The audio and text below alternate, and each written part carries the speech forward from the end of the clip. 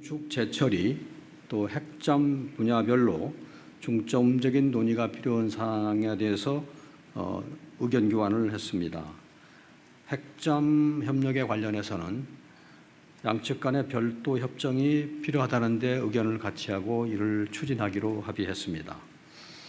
농축 제철이와 관련해서는 대통령께서 여러 차례 비확산 의지를 강조하셨음을 미치게 설명했고, 불안정한 세계 우라늄 시장에서 우리의 역량이 한미 양국의 에너지 안보 측면에서 전략적인 협력 사안이라는 점도 강조했습니다. 특히 내년 초에 가능한 이른 시기에 미측의 실무 대표단이 방한해서 조인트 팩트시트 상의 안보 분야 사항을 사안별로 본격 협의하기로 하였습니다. 네, 핵잠수함 협력, 미국 원자력법 장벽을 어떻게 넘어가느냐 이 부분이 관건이었는데 별도의 협정을 추진하기로 했네요. 예, 이 위성락 국가안보실장이 또 미국 고위 당국자들을 만났고 지난 16일부터 해가지고 미국, 캐나다, 일본 연이어 방문을 했거든요. 미국에서는 마코 루비오 장관, 또 크리스 라이트 에너지부 장관 등과 면담을 했는데 지금 그 미국 원자력법에 따르면요, 군용 핵물질 이전은 금지가 돼 있습니다. 그래서 이게 별도 조항이 있을 경우에는 미국 대통령 권한으로 이전을 허가할 수 있게 하고 있기 때문에 네. 한미 간의 어떤 별도 협정을 맺는다는 개념인 거예요.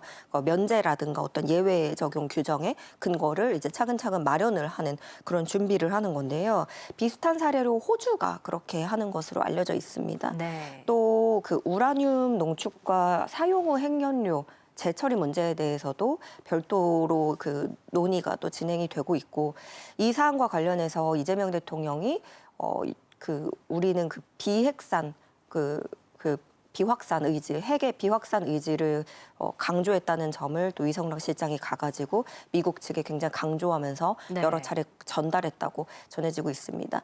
그 한국에서 건조하는 핵 추진 잠수함 같은 경우에는 당연히 저농축 우라늄 사용할 것으로 구상을 하고 있고요. 고농축은 포함이 되지 않습니다. 내년 초 이 가능한 이른 시기쯤에 이제 아마 다음 달, 이렇게 다다음 달 해가지고 미국 측의 실무대표단이 방한을 해서 앞서 우리 그 한국과 미국이 그 팩트시트를 또 이제 해놨기 때문에 조인트 팩트시트 그 포함된 내용에 맞춰서 사안별로 본격적인 협의를 갖기로 했다는 설명입니다. 네, 북한은 우리 핵잠수함 개발을 거칠게 비난을 하고 있습니다. 또 자신들이 건조하고 있는 핵잠수함의 전체 모습을 보란 듯이 처음으로 공개를 하기도 했는데요. 이거 어떤 의도일까요? 일단 그 공개를 한 타이밍이요. 우리가 핵 추진 잠수함의 이제 이 소식이 들려온 다음 날이었습니다. 네. 타이밍상으로도 그렇고 김정은 위원장이 그런 모습을 공개하면서 한국의 핵 추진 잠수함을 비난하는 발언까지 같이 공개를 한 건데요. 예. 김정은 위원장은 이 한국의 핵 잠수함 개발 계획은 조선반도 지역의 불안정을 더욱 야기시키게 될 것이다. 우리는 그것을 우리의 안전과 해상 주권을 엄중히 침해하는 공격 행위로 간주하고 반드시 대응해야 할 안전 위협으로 규정한다. 이런 식으로 냈어요. 근데 이 핵 보유 국가를 본인들은 천명을 하고 있잖아요, 북한은. 그러다 보니까 어떤 자신들의 당위성을 더 강조하는 측면이 일단은 1차적으로는 있고, 또 자신들의 비핵화 불가 방침을 강조하면서 능력을 우리는 이 정도의 억제 능력이 있다라는 것들을 과시하는 그런 것들이 뭐 당연히 늘 그랬듯이 1차적으로는 있는 건데, 지금 다 다른 건까지 조금 연결해서 보자면 그 북한이 그 일본도 요즘에 우리를 보고 핵 보유를 해야 된다는 식으로 조금 시동을 걸고 있거든요. 네. 근데 그 얘기가 나오고 나서 북한이 일본을 향해서도 굉장히 강하게 비난을 했어요. 예. 그건 이제 한미일 공조에 대응하는 측면. 그러면서 어떤 일본이 중국과의 갈등이 고조되는 상황에 그 틈새를 좀 파고들겠다라는 그런 의도도 엿보입니다. 네. 북한과의 관계도 잘 풀어가야 할 텐데 일단 안보실장은 이번 방미에서 북한과 대화 재개를 위한 한미 공조 방안을 협의했다 이렇게 밝혔습니다. 곧 이제 한중 정상회담도 열릴 예정이고 트럼프 대통령도 중국을 방문하지 않습니까? 이를 계기로 뭔가 북한과의 대화 물꼬도 트일까요? 일단 우리로서는 중국과의 관계가 굉장히 많이 개선이 되어 가고 있고 예. 또 트럼프 대통령도 시진핑 주석과의 대화를 좀 긍정적으로 염두에 두고 있기 때문에 그러다 보면은 이런 국제 상황 속에서 당연히 어떤 한반도 문제 그리고 대북 대화 이런 것들이 아젠다로 거론이 될 수는 있는데요. 네. 근데 결국에는 북한의 반응, 북한의 응답에 모든 것이 걸려 있다라고 할 수 있겠습니다.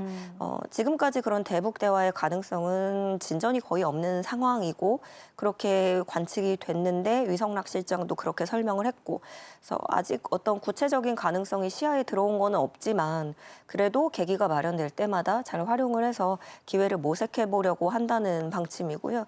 다만 이제 일부에서 일부지만 그런 주장도 나옵니다. 한미 연합훈련을 조정을 해가지고 북한을 대화의 장으로 끌어내보자라는 주장도 나오는데 사실 이거에 대해서는 그렇게 한다고 해서 북한이 얼마나 호응을 할지 그것도 미지수인 거고 그리고 또 위성락 실장도 그래서 이번 방미 때 그런 연합훈련 문제는 깊이 논의되지 않았다라고 선을 긋는 모습이었습니다. 예. 그래서 위성락 실장은 이 북미 대화가 지금 그렇다고 해서 미국의 우선순위에서 결코 밀려났다고는 생각하지 않는다면서 이번에는 유엔과도 또 접촉을 해서 대북 관계도 진전을 가해보겠다고 말했습니다. 네, 한반도 안보 지형이 어떻게 변화가 될지 계속 살펴보도록 하고요.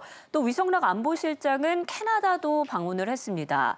60조 원 규모의 캐나다 잠수함 사업 본격 지원에 나선 모양이에요. 네, 위성락 실장은 이번에 그 사업자 선정 두고 안보 협력이 굉장한 수주의 성패를 가를 핵심 변수라고 이렇게 얘기를 했거든요. 네. 네, 지금 캐나다 정부가 그 60조 원 규모 대형 사업을 두고 저울질하는 게 한국하고 독일입니다. 최종 후보 확정된 게. 예. 그래서 내년 3월까지 제안서 제출을 요청을 한 상태고 우리는 하나오션하고 HD 현대중공업 그리고 독일에서는 티센크로프 마린 시스템스라는 회사가 수주전에 참여를 하고 있는데 우리가 좀 우려할 대목이 조금 있어요. 최근에 캐나다가 EU 무기 공동구매 프로그램 이 세이프라는 거에 가입을 했다는 겁니다. 이 세이프가 뭐냐면 무기를 공동구매하는 회원국에 낮은 금리로 대출을 해주는 프로그램인데요. 캐나다가 비유럽 국가임에도 불구하고 여기에 가입을 했다는 점, 그 비유럽 국가 최초로 가입을 하면서 독일 포함한 유럽 사업자에게 유리한 환경이 조성됐다라는 점을 부인할 수가 없습니다. 네. 그래서 당연히 저금리라는 혜택을 받을 수도 있으면서 여기에다가 사실은 어떤 정체성, 그런 연대감, 그러니까 국가별로 공유하는 안보 협력과 연대 의식 이게 커다란 변수가 될 수 있는 거죠. 사실 어떤 기술력이나 그런 거는 우리도 뒤처지지는 않습니다만 안보 협력이라는 그런 과제에서 우리가 훨씬 불리한 위치가 좀 됐다라는 거를 부인할 수 없고요. 그래서 위성락 실장은 이번 방문 기간 중에 우리가 그 캐나다 국방력 강화에 실질적으로 기여할 수 있는 최적의 파트너다라는 점을 강조를 하면서 한국과 캐나다 간의 안보 파트너십 강화에 주력했다고 설명했습니다.